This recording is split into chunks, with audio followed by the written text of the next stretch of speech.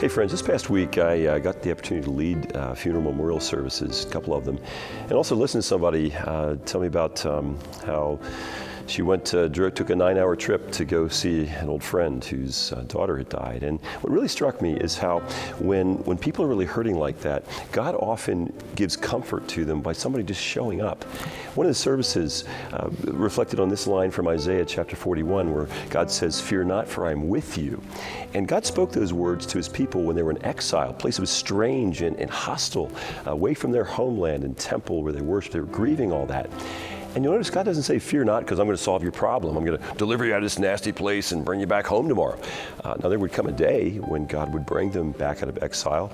And the Bible tells us there will come a day when Jesus will bring about a new creation. Will there be no more suffering, no more crying, no more death. In other words, problem solved.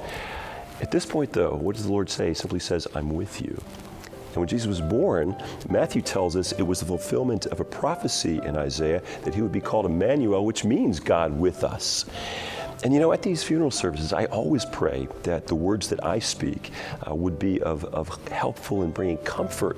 But over and over again, what I see is beyond anything that I say, what comforts people most is other people who maybe don't even say a word, but they care enough to come and to show up. And so friends, I just want to encourage us that when you hear about a friend or a neighbor or a coworker who's had something happen that's really hard, really painful, find some way to show up in their world. A note, a text, a visit to the hospital or the funeral home. Don't worry about what to say. Maybe you won't say anything at all.